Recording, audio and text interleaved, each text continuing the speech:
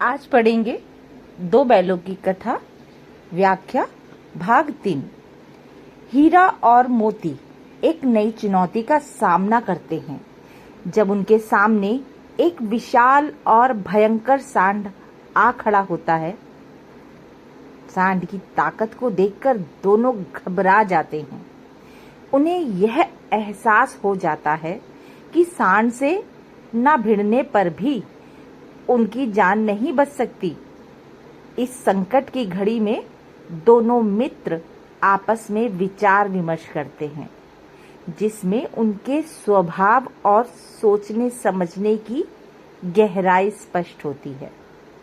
मोती, जो स्वभाव से अधिक विद्रोही और तुरंत निर्णय लेने वाला है, घबराहट में पूछता है कि जान बचाने का कोई उपाय है। हीरा, जो शांत है, परिस्थिति को समझते हुए कहता है कि सांड अपने अहंकार में चूर है और किसी विनती को नहीं सुनेगा। मोती तुरंत भागने का सुझाव देता है, लेकिन हीरा इसे कायरता मानता है। इस पर मोती कहता है कि अगर ऐसा है तो यहीं मरने के लिए तैयार हो जाओ। हीरा जल्द ही एक रणनीति सुझाता है जिसमें दोनों को मिलकर सांड का सामना करना है। उसकी योजना यह है कि दोनों एक साथ सांड पर हमला करें। हीरा सामने से सांड को भड़काएगा, जबकि मोती बगल से उसकी कमजोरी पर वार करेगा, मतलब पेट पर वार करेगा। यह जो योजना है वो बहुत ही जोखिम भरी है, लेकिन उनके पास और कोई विकल्प नहीं है। लेखक ने हीरा और मोती की साहसिकता और संगठन का चित्रण किया है। आपने देखा यहाँ पर किस प्रकार से लेखक ने हीरा और मोती को साहसी बताया है, क्योंकि वो दोनों सांड से भिड़ने जा रहे हैं और भिड़ रहे हैं, जहां वे अपनी जान जोखिम में डालकर एक विशाल और भयंकर सांड का सामना करते हैं। दोनों मित्र अपनी योजना के अनुसार संगठित रूप से सांड पर हमला करते हैं। सांड, जो अब तक एक शत्रु से लड़ने का आदी था, संगठित हमले का सामना नहीं कर पाता। जैसे ही वह हीरा पर झपटा, मोती ने पीछे से उस पर हमला किया। जब सांड मोती की ओर मुड़ा तो हीरा ने अपनी बारी का फायदा उठाकर उसे दौड़ा दिया। सांड लगातार कोशिश करता रहा कि वह एक एक करके दोनों बैलों को गिरा ले, लेकिन हीरा और मोती की सूझबूझ और सामंजस्य उसे ऐसा करने का मौका नहीं देते। दोनों मित्र अपनी रणनीति में माहिर साबित होते हैं।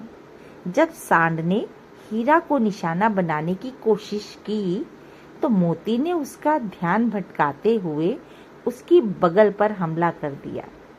सांड क्रोध में पलटा तो हीरा ने भी दूसरी तरफ से उसे चोट पहुंचाई। इस बार के संगठित हमलों से सांड कमजोर पड़ने लगा। आखिरकार पेट में लगी चोटों से घायल होकर वह बेदम होकर भागा। हीरा और मोती ने अपनी जीत की पुष्टि करते हुए उसका पीछा किया, जब तक कि वह पूरी तरह गिर नहीं गया। अपनी विजय सुनिश्चित करने के बाद उन्होंने सांड को वहीं छोड़ दिया और आगे बढ़ गए। आपने देखा कि किस प्रकार से हीरा और मोती दोनों ने मिलकर सांड का सामना किया, अपनी विजय सुनिश्चित की, और जब उनकी विजय सुनिश्चित हो गई तो उन्होंने सांड को वहीं छोड़ दिया और आगे बढ़ गए। दोनों मित्र खुशी से नशे में झूमते हुए चले जा रहे थे। अब मोती ने अपनी भाषा में कहा कि वह तो बच गया, वरना वो तो उसे मार ही डालना चाहता था। हीरा, जो मोती का साथ दे रहा था, उसने कहा कि भाई ये सही बात नहीं है। उसने उसकी निंदा की और कहा कि गिरे हुए दुश्मन पर अत्याचार ठीक नहीं है, हमें उसको, वो गिर गया था तो हमें नहीं मारना चाहिए था।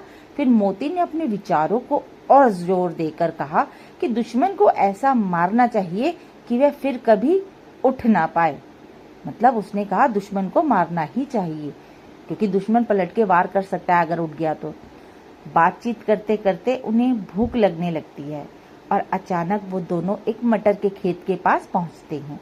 मोती वहां घुस जाता है और खाने के लिए मटर तोड़ने लगता है, जबकि हीरा उसे मना करता है। फिर खेत में रखवाले आते हैं और हीरा तो भाग जाता है, लेकिन मोती कीचड़ में फंस जाता है और उसे पकड़ लिया जाता है। जब हीरा देखता है कि उसका मित्र संकट में है तो वह वापस लौट आता है और दोनों को पकड़ लिया जाता है। अंत में दोनों को प्रातःकाल काजी हाउस में बंद कर दिया जाता है। इसमें दोस्ती की एक मिसाल दिखाई गई है, जिसमें हीरा ने मोती को संकट में देखकर अपनी जान की परवाह किए बिना उसे बचाने की कोशिश की।